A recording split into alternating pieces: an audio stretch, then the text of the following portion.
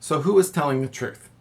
Now that you're interested in near-death experiences, you go online, you type in near-death experiences and look them up on YouTube. And then what comes up first, and the more popular ones, are these really scary, spooky ones that talk about going to hell and seeing flames and then meeting Satan and all this stuff that scares people. Now, those are made by people who are probably trying to win souls by getting them saved so they don't have to go to hell. And that is just kind of preying upon the myths that move through our culture. Ever since Dante wrote his famous Inferno back in the 1300s, all this imagery was painted in the 1400s that show pictures of people burning and what Satan would probably look like and all that. And so that gets re-fed back to us in some of these near-death videos. Those are fake. Don't listen to them. Ways you can tell that they're fake is they're really long. And the person just starts describing everything they see, and they go into explicit, very particular details about all the stuff that they saw. Nobody interacts with them. Nobody talks to them. There's nothing surprising about them. There's generally nothing of eternity in them, like real stuff that is hard to understand, like there would be in a true NDE. They oftentimes just leave you with this feeling of fear and this feeling of, I don't want to deal with any of this, and it's overwhelming, and it just scares people. Oftentimes they are just feeding upon people's emotions and feeding back to us what they saw or supposedly saw, and trying to get a lot of hits on YouTube. And so those I show no interest in, and I would recommend you skip them too. Really, when you get to know what the true ones look like, you can just spot the fakes and skip them. Now, there is a second kind of near-death video experiencer who they're not fake. They actually had a near-death experience, but they are deceived, and they will tell you they're deceived when they're actually recounting it. It's very interesting. I found a handful of them, probably about 10 or so, maybe between 8 and 10. These are people who did die, did have an afterlife experience, did see the being of light. They were there. They were right in front of perfect love, and the love was coming and expressing love to them and touching them, but they didn't want that. They didn't want to be loved, and their mind clicked off of the love frequency and onto the knowledge frequency.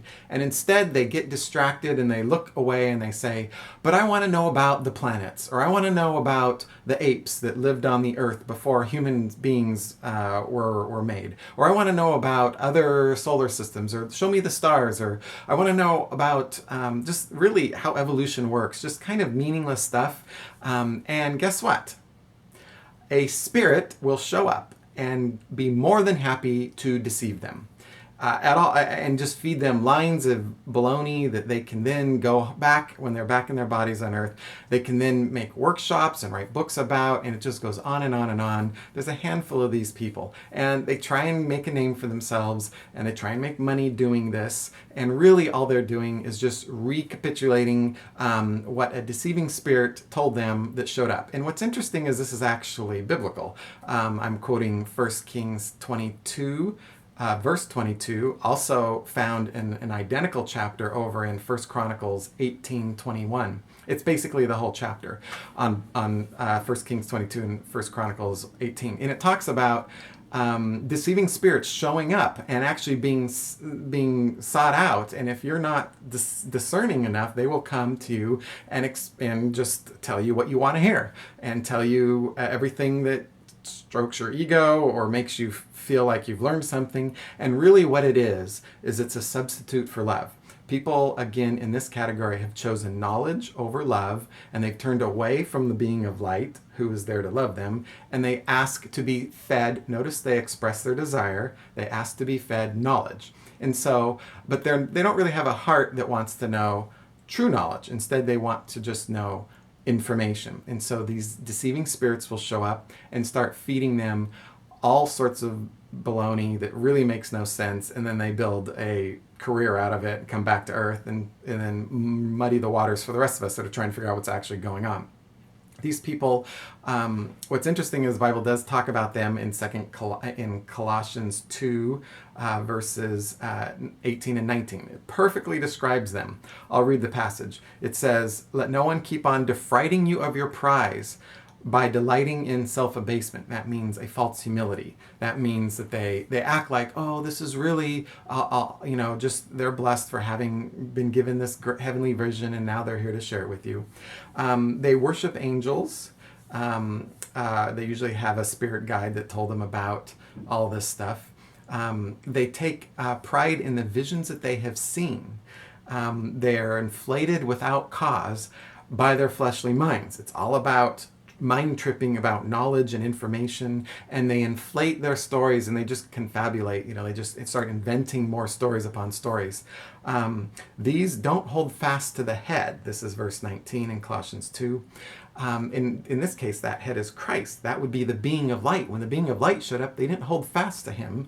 Instead, they got distracted and they purposefully asked to be deceived. They then lose out on the growth that was meant from their near-death experience. These near-death experiences are wonderful growth opportunities where people are revealed how they lived and their choices and their motives in ways that are incredibly enlightening and raise them up to much higher levels of spiritual enlightenment, if you will. But the people that choose these deceiving spirits do not end up growing. They just get stagnant, and you can check in with them years later and they just keep saying the same stuff over and over and over again. And what's interesting about these people is in each one of them, I couldn't believe this, could not believe it. And every single one of them that I heard, they actually said, oh, you have to be careful that you're not deceived. And yet they were entirely deceived and they didn't even know it. And what's interesting is that the Bible talks about people who want to be deceived at some level know they're being deceived, but they stay with it. That's the 1 Kings 22 verse 22 passage. Okay, let's move on to the third group of people that also see the being of light and also meet perfect love, but also turn away and they want to study truth instead. They want to study, again, they choose knowledge, but with a good heart. They don't wish to be deceived. They don't wish to be fed a bunch of lies. They actually want to know the truth. But they end up in heaven, and they end up in one of the heavens. They're a little bit lower than the people that actually chose relationship, that actually chose love, that actually chose connection with their fellow man.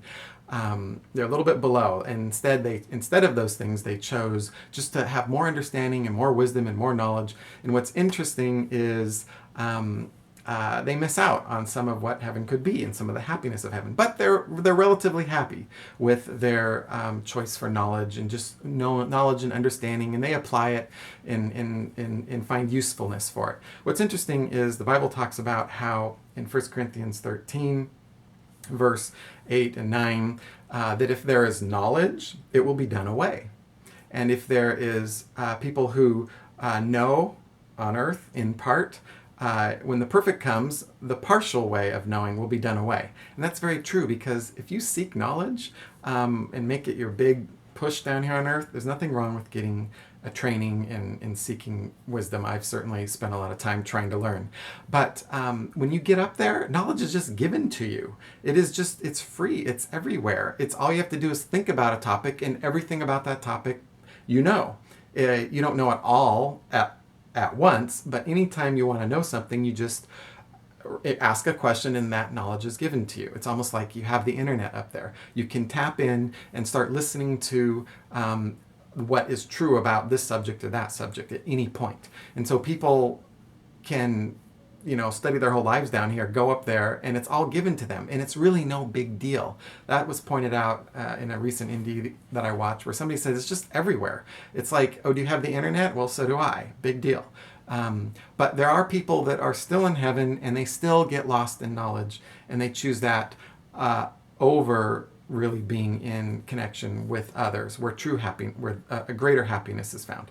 These people do come back, and it's interesting to hear their near-death experiences. They oftentimes have a lot to share, and it's good, valid data. It's true. It's not deceived. It's actually can be believed, but you can still hear that they missed the heart of the NDE. They didn't want to go there. It was scary to them. So instead, they chose to hang out in the world of knowledge, which is okay.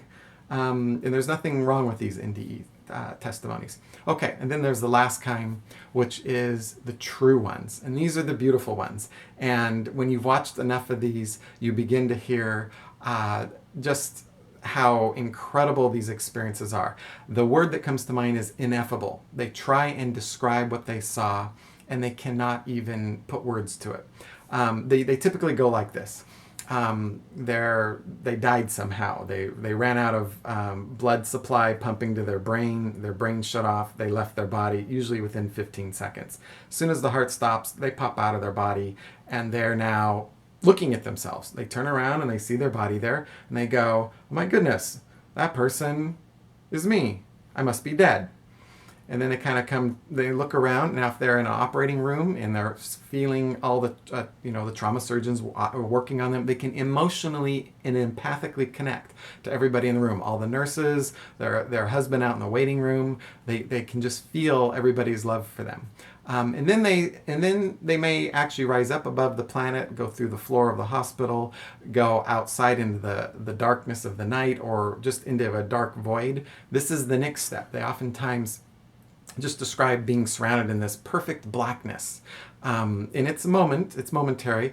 Most of them describe it as very pleasant, very warm. They describe it as being kind of like enfolded in a warm blanket. There are a few people that when they enter this black void, they get really frightened and they freak out. And then the next thing may not go very well for them. That's where some of the distressing near-death experiences come from.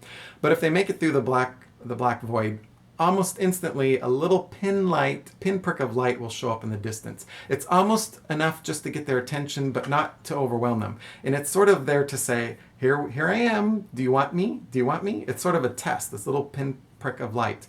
And usually people stare at it, and as soon as they focus on it, it grows and it grows and it comes rushing towards them. And then the light that was a speck now envelops them, and it becomes this wonderful tunnel of love and light, and they just start moving up through this tunnel. And then at the end of the tunnel, they get to meet the source of all this light, and that is the being of light.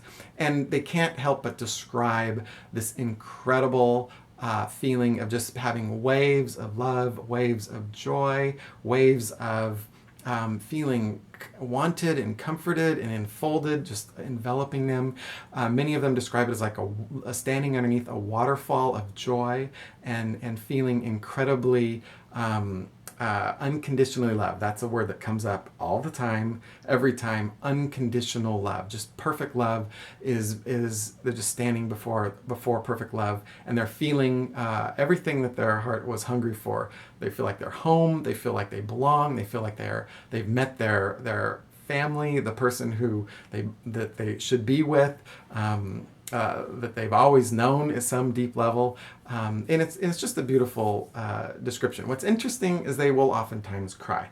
The majority of them, atheists, non-Christians, people from other religions, when they meet this being of light, they just break. Their hearts can't hold the joy, even if it's been 20, 30, 40, 50 years from the original near-death experience. They remember it crystal clear. They have instant recall. They describe it as though it is more real than anything they've ever lived on earth, and they cannot forget it. And they think about it all the time. And this love just bathes them, and they oftentimes go speechless, and they just start stuttering. They can't even get the words out. Other things that they will oftentimes describe is they see colors that they know don't exist here on the earth, and they can't describe it to anyone. They can't even say what the colors are like. They'll just say there are so many more colors up there, and sounds and light. They oftentimes notice that they are translucent, that they try and look through their body. They either are a ball of light or their hands are translucent. And everything that they see up there is crystal clear. It's glass. It's oftentimes outlines, and you can see through them. There's lights coming from within these beings that they meet up there. It's all very otherworldly and very beautiful. Uh, let's see, is there anything else I wanted to share?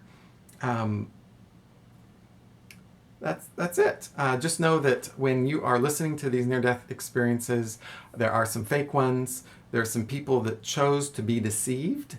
They may not know, they're oftentimes completely unaware they did, but they come back to tell stories that are quite deceived. And then there are people that just chose knowledge instead of wanting to know the relationship. And then there are those that actually chose relationship. And that would be the people that have met the being of light and they chose to talk to him, and they oftentimes have interactions with him or their loved ones or other spirit guides that are there to help them, and they have these wonderful stories of interactions and feelings and questions that they had answered. Those are the ones you want to listen to. Okay, hopefully this was helpful. Stay tuned. We're going to next cover the distressing near-death experiences. Goodbye.